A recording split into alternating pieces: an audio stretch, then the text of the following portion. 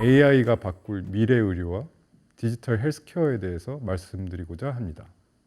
불과 수년 전에 전 세계는 팬데믹이라는 공포 그리고 재앙을 경험했습니다. 팬데믹이 과연 끝났을까요? 팬데믹이 왜 일어났을까요? 그리고 어떤 우리 교훈을 남겼을까요? 그리고 어떤 아쉬움이 있었을까요?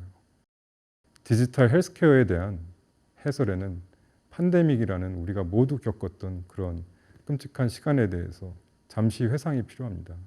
코로나19로 숨진 사람 100명이 넘었습니다. 코로나19 병상이 빠르게 소진되고 있고 의사와 간호사 등 의료진도 모자라서 병원마다 난리통입니다.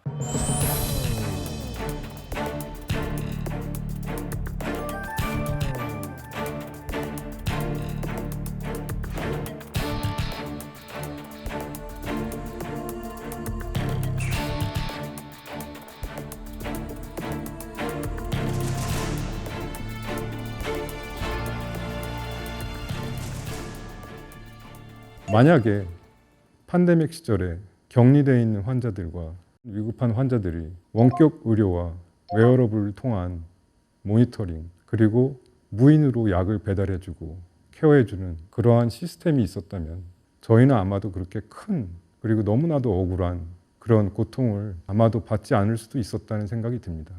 디지털 그리고 디지털을 넘어서 AI 헬스케어라는 것은 당연한 미래이고 저희가 어떻게 보면은 피해갈 수 없는 운명인 것 같습니다. 그래서 디지털 헬스케어의 시대 그리고 디지털 헬스케어가 대체 무엇인가 우리가 경험하고 있는 디지털 헬스케어의 예시를 통해서 한번 알아보겠습니다. 자, 평소 건강에 관심이 많은 A씨. 그가 아침에 가장 먼저 찾는 것이 스마트워치입니다. 기기를 통해서 하루의 일상 속에서 자신의 건강에 대한 모든 부분을 의지하게 되고 심박수, 혈당, 하루의 운동량 심지어는 부족한 운동을 독려하는 격려의 응원의 메시지까지 우리가 이미 디지털 헬스케어의 시대에 살고 있고 그 유용함을 다채롭게 누리고 있다고 생각합니다.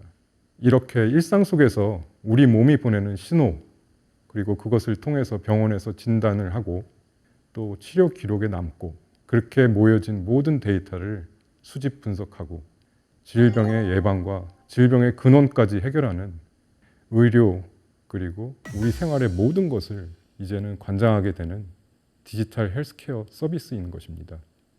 우리가 영화에서만 볼 수 있는 그런 시대가 곧 이제 우리에게로 찾아올 것 같습니다. 국내외 다양한 기관마다 디지털 헬스케어를 바라보는 시각은 아직은 조금씩 다르지만 사물 인터넷, 인공지능, 그리고 정보통신기술, 빅데이터, 디지털 디바이스 등 디지털 기술을 활용해서 치료, 예방, 관리, 그리고 의료 서비스까지 제공한다는 개념은 같습니다.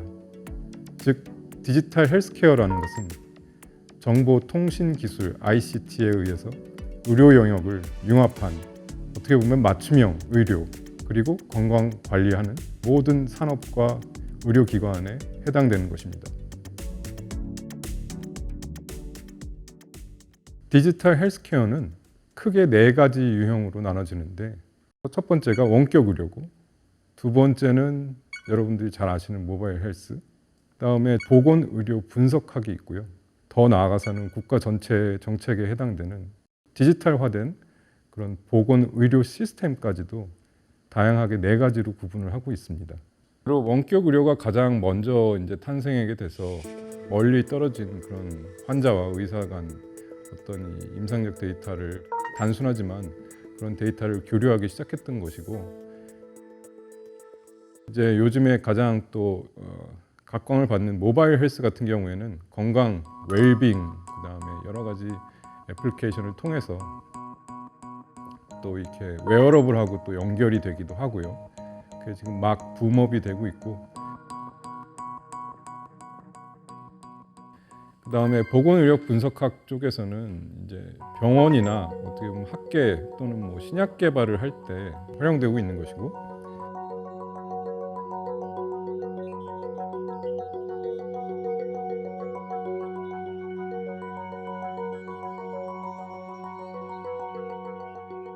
그다음에 이제 디지털화된 어떤 의료 보건 시스템 같은 경우에는 굉장히 어떻게 보면 방대하지만 국가가 마련할 수 있는 어떻게 보면 가장 기본적인 그 디지털 헬스에 관련되는 사항이기 때문에 상당히 좀 중요한 부분인 것 같습니다.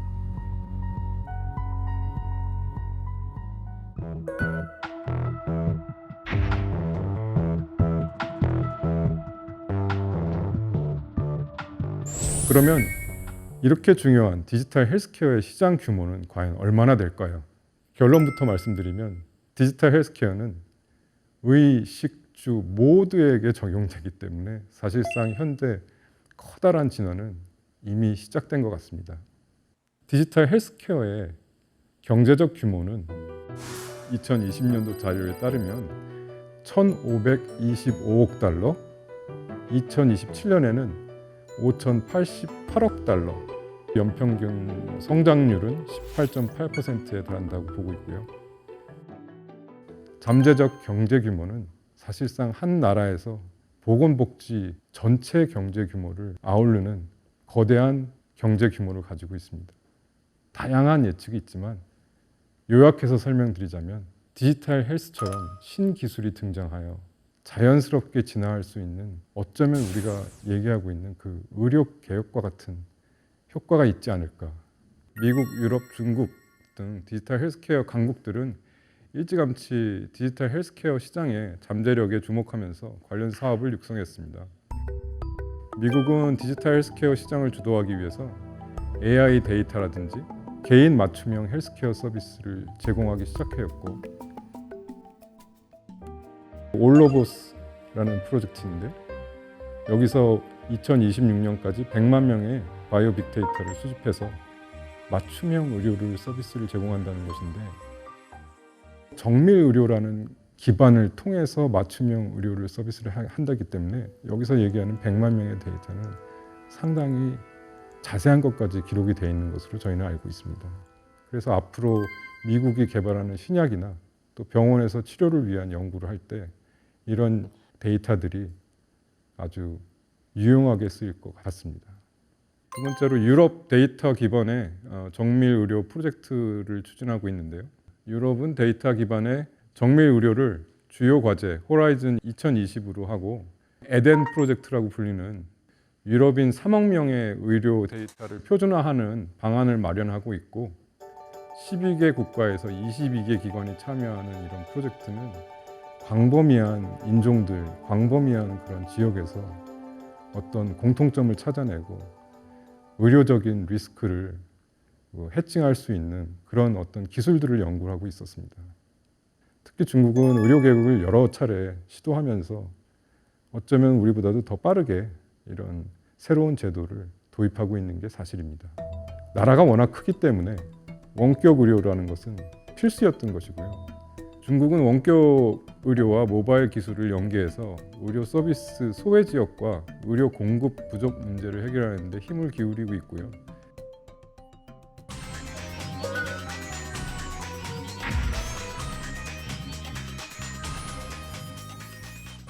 저희가 한번 짚어볼 것은 디지털 헬스케어의 커다란 그 생태계와 경제성이라는 그런 의미, 그런 어떻게 보면 좀 더 멀리 그렇지만 현실적으로 보는 시각이 필요할 것 같은데요. 저희 의료계에서 의과학을 연구하고 계시는 분들이 디지털 진화가 일어나기 전에 맞춤형 의료라는 게 먼저 시작되었습니다. 맞춤형 헬스라는 그런 빅데이터들을 이제 웨어러블이나 아니면 AI 같은 기술을 통해서 혁신적인 방향으로 헬스케어 4.0, 산업혁명 4.0이라고 얘기했던 그런 부분과 같은 부분인데요.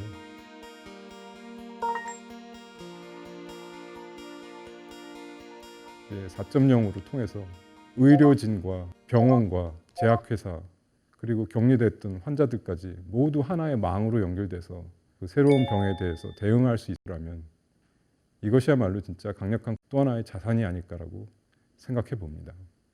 코로나 바이러스가 일어났을 때처럼 만약에 저희가 알지 못하는 병이 발생했다고 생각해 보시죠. 어디선가 환자 한 명이 발생되고 우리는 그 환자를 정밀하게 분석하고 그 데이터가 아프리카에서 미국에서 한국까지 하나도 지체 없이 전달되고 글로벌에 있는 모든 연구진이 그 데이터를 통해서 약을 개발하게 되고 그것이 지체 없이 환자까지 도달하는데 한 달, 두 달 안에 해결할 수 있다면 그것이 어쩌면 저희가 최단시간 안에 구축해야 될 의과학자들이 연구해야 되고 산업에서 투자해야 되고 결국에는 그런 생태계를 품을 수 있는 국가의 정책일 거라고 생각합니다. 그 다음 팬데믹 전에 국가가 좋은 디지털 헬스케어 산업을 육성해 주시고 정부 의료기관에서는 하나로 뭉칠 수 있는 그런 디지털 플랫폼을 반드시 만들어야 될 것입니다.